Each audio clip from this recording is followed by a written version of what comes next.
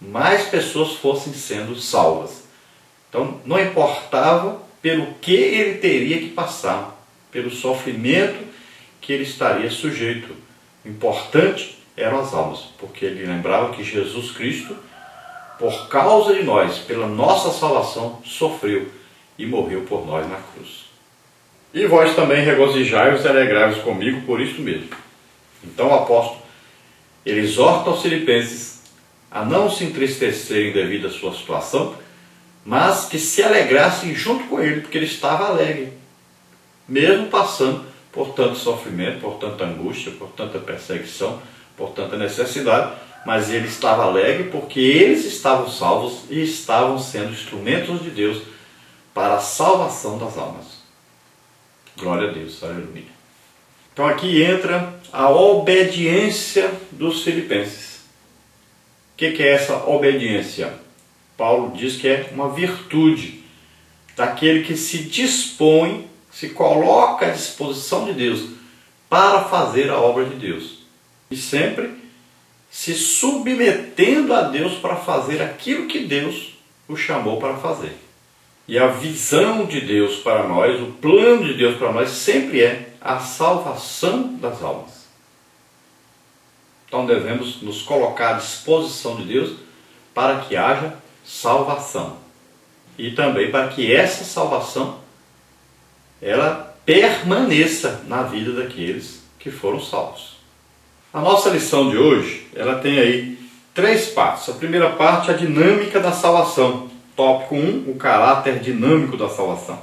Tópico 2, Deus é a fonte da vida. Tópico 3, a bondade divina. Na parte 2 nós temos aí operando a salvação com temor e tremor. Tópico 1, fazei todas as coisas sem murmurações nem contendas. Então nós temos letra A, murmurações, letra B, contendas. Tópico 2, sejais irrepreensíveis e sinceros. O tópico 3, retendo a palavra da vida. Na parte 3 nós temos aí a salvação opera o contentamento e a alegria. Tópico 1, o contentamento da salvação operada. Tópico 2, a alegria do povo de Deus. Então nessa lição nós vamos falar muito sobre a palavra aí, virtude. O que é essa virtude? Então é a disposição de fazer o bem.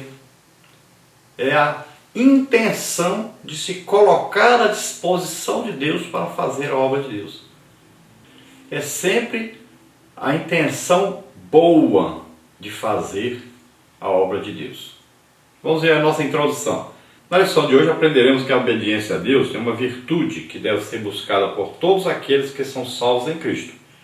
O apóstolo Paulo não duvidava da obediência dos irmãos filipenses, contudo, ele reafirma aos crentes a verdade que a submissão ao Evangelho de Cristo é uma das principais virtudes dos salvos. Assim, a intenção do apóstolo é estimular os cristãos de Filipos a continuar perseverando na obediência ao Santo Evangelho. Então, Paulo destaca aqui para os filipenses que o principal na vida do crente é esse desejo de fazer a obra de Deus, de ajudar no plano de Deus de salvação de todos os homens.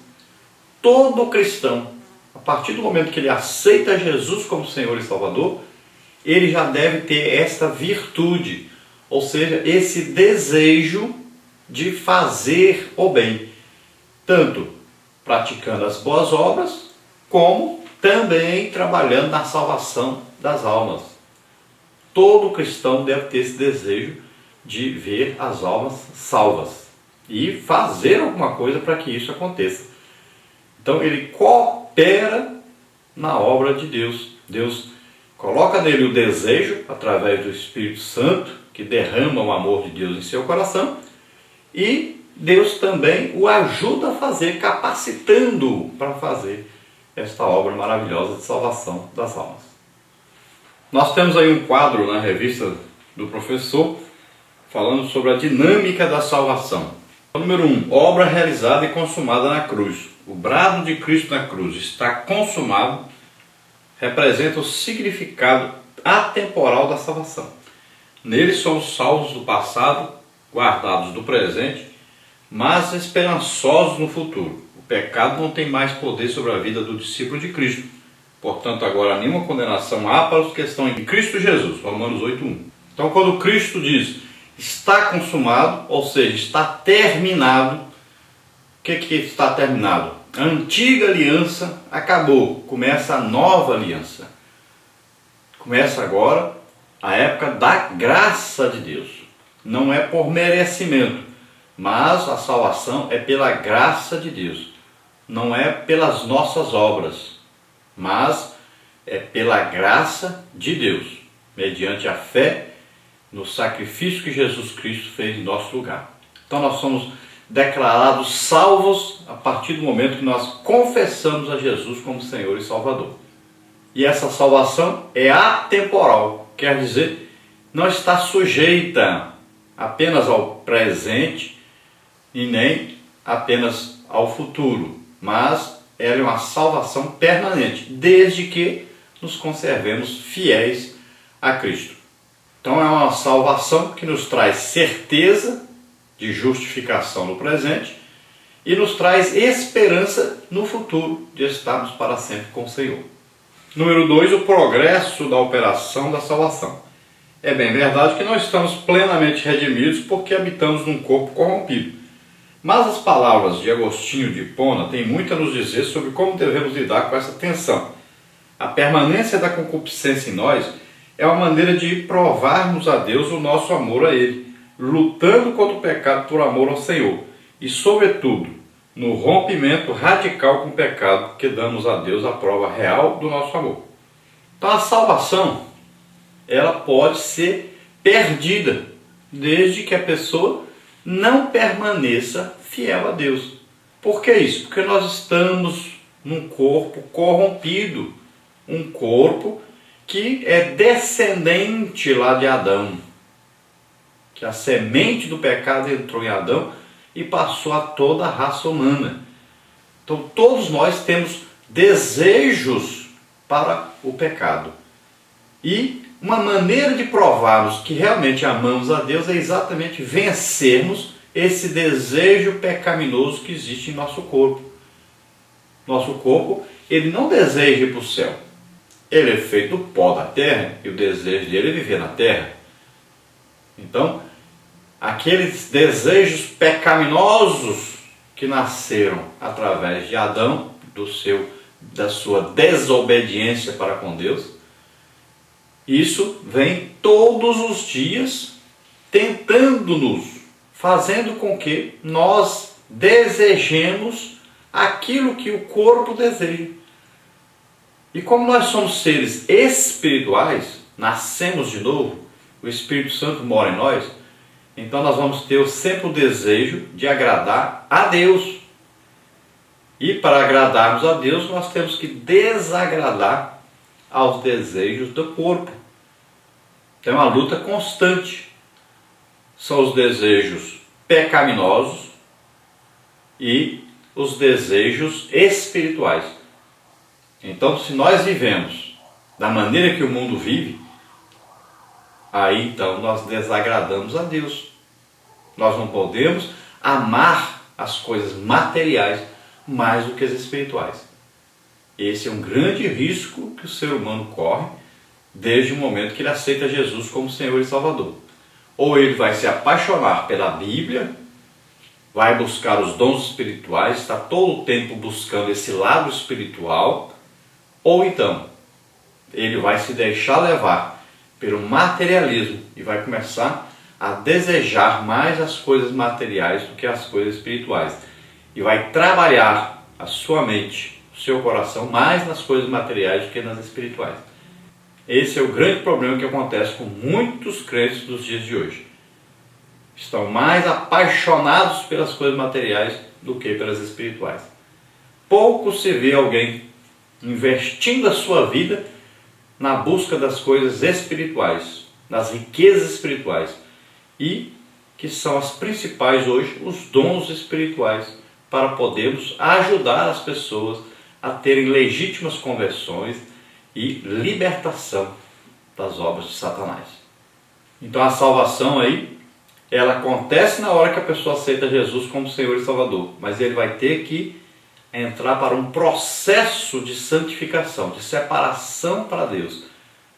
Um processo de luta contra o pecado constante para manter essa salvação. Até quando? Até agora o tópico 3 aqui desse quadro. A plenitude da salvação, número 3. Vivemos a vida cristã numa tensão entre o já e o ainda não. Isto é, o reino de Deus está entre nós, mas não se manifestou plenamente. Temos a esperança de uma transformação gloriosa que permeará toda a terra quando da vinda de Jesus. Porque a ardente expectação da criatura espera a manifestação dos filhos de Deus. Romanos 8,19. Então, essa luta de carne contra espírito, de espírito contra carne, só termina no dia do arrebatamento ou da nossa morte.